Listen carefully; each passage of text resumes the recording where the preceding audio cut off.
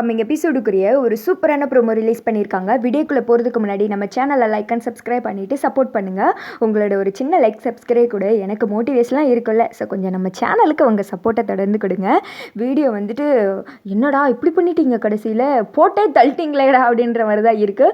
First சீனில் வந்துட்டு ரம்யா ஒரு மாதிரி யோசனையிலே நின்றுட்டு இருக்காங்க.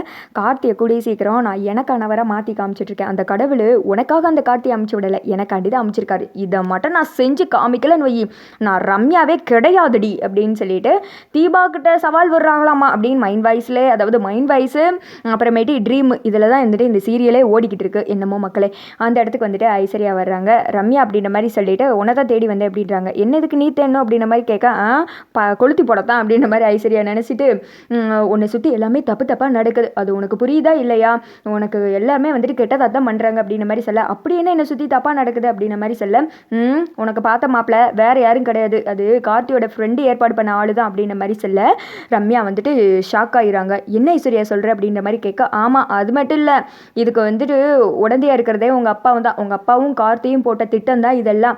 எனக்கு என்னமோ உன்னை பற்றி உங்கள் அப்பாவுக்கு எல்லாமே தெரிஞ்சிருச்சுன்னு நினைக்கிறேன். அதனால தான் இப்படியெல்லாம் பிளான் போட்டு உன்னை வந்துட்டு கல்யாணம் பண்ணி அமுச்சு விட்டணும்னு நினைக்கிறாங்க. கார்த்தியும் வந்துட்டு அதுக்கு சப்போர்ட்டாக இருக்காரு அப்படின்ற மாதிரி சொல்ல, இல்லை நான் இதை நம்பவே மாட்டேன் அப்படின்ற மாதிரி சொல்ல, நீ நம்புனா நம்பு, நம்பாட்டி போ. இப்போ தான் கார்த்தியும் உன்னை கல்யாணம் பண்ணிக்கணும்னு ஒருத்தன் வந்திருக்கானே, அவனும் பேசிகிட்டு இருக்கதே நான் கேட்டுட்டேன். உடனே உங்ககிட்ட வந்து சொல்லணும் தான் வந்தேன். உனக்கு நல்லது நினச்சதை நான் சொல்கிறேன். இங்கே பாரு, தீபா எனக்கு பிடிக்காது, உனக்கு பிடிக்காது, அதனால தான் நான் உனக்கு ஹெல்ப் பண்ணுறேன். மற்றபடி உங்ககிட்ட பொய் சொல்லணும்னு ஒரு அவசியமே எனக்கு கிடையாது, அதனால் பார்த்துக்கோப்பா அப்படின்னு சொல்லிட்டு ஐஸ்வர்யா அங்கேருந்து கிளம்பிற. நேற்று ஒரு கமெண்ட் பார்த்தேன் மக்களே, அதாவது இதில் ஹீரோயினி மற்ற எல்லாருமே வந்துட்டு சும்மா தான் இருக்காங்க, இதில் அவங்களுக்குரிய சரியான வேலையை பார்க்குறது ஐஸ்வர்யா மட்டும்தான் அப்படின்னு சொல்லிட்டு. அது என்னமோ உண்மை தான். யார் எந்த இடத்துல பேசுகிறாங்களோ அதெல்லாம் வந்துட்டு சரியாக கேப்சர் பண்ணி யார்கிட்ட போட்டு விடணுமோ அவங்ககிட்ட போட்டு விட்டுருக்காங்க. மற்றவங்களுக்கெல்லாம் ஒரு டம்மி பீஸாகவே தான் இன்னும் வச்சுக்கிட்டு இருக்காங்க. கார்த்தி எப்பேற்பட்ட ஆள், ஏன் அவரை வந்துட்டு இப்படியெல்லாம் சீன் மோசமாக காமிச்சிட்டு இருக்கீங்க. டேரக்டர் தான் வந்துட்டு புதுசாக மாறி இருக்காங்க, மற்றபடி இன்னும் அதே ஃப்ளாப் சீன் தான் வந்துட்டு போய்கிட்டு இருக்கு.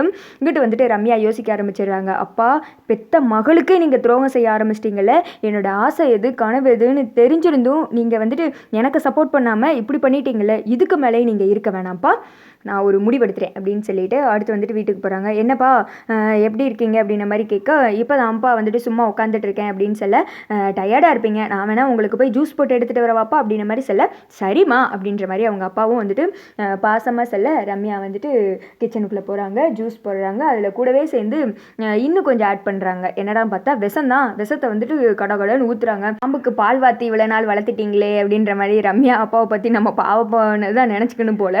ரம்யா வந்துட்டு அந்த ஜூஸ் எடுத்துகிட்டு வந்து அவங்க அப்பா குடிக்க, அவங்க அப்பா வந்துட்டு குடிக்கிறாங்க. அதை வந்துட்டு அப்படியே சோகமாக பக்கத்தில் உட்காந்து பார்த்துட்டு இருக்காங்க. என்னம்மா இது தொண்டு ஒரு மாதிரி கரகரங்கு அப்படின்ற மாதிரி சொல்ல, அப்பா என்னை மன்னிச்சிருங்கப்பா, நீங்கள் குடிச்சது வெறும் ஜூஸ் மட்டும் கிடையாது, அதில் நான் விஷத்தை கலந்துட்டேன் அப்படின்ற மாதிரி சொல்ல, அவங்க அப்பாவுக்கு இது பயங்கரமான ஷாக். என்னடா இது விஷத்தை கலந்துட்டேன்னு சொல்கிறா அப்படின்ற மாதிரி ஒரு மாதிரி ஷாக் ஆகி கீழே உட்காந்துட்டு, அம்மா ரம்யா ஒரு மாதிரி பண்ணுதுமா அப்படின்ற மாதிரி சொல்ல, என்னை மன்னிச்சிருங்கப்பா, நீங்கள் எனக்கு பின்னாடி நீங்கள் இப்படி பண்ணியிருக்க கூடாதுப்பா, உங்கள் மகளோட ஆசை எதுன்னு தெரியும், உங்கள் மகளோட கேரக்டர் பற்றி தெரியும், அப்படி இருந்தும் அந்த கார்த்திகோட கூட்டணி சேர்ந்து அந்த தீபாவுக்கு நல்லது பண்ணுறேன்னு எனக்கு கெட்டது பண்ண பார்த்தீங்களேப்பா, அதனால நீங்கள் இனி இருக்க வேணாம்ப்பா, நீங்கள் போயிடுங்க அப்படின்ற மாதிரி சொல்லிட்டு பயங்கரமாக ஃபீல் பண்ணி அழுக, ரம்யா வேணாம்ப்பா நீ பண்ணுறது தப்பு ரம்யா ரம்யா அப்படின்னு சொல்லிட்டு அவங்க அப்பா அப்படி ஏங்க ரம்யா அப்படியே அழுதுகிட்டே பார்க்குறாங்களாமா. அதோட பார்த்தீங்கன்னா ப்ரோமோ முடிஞ்சிடுது.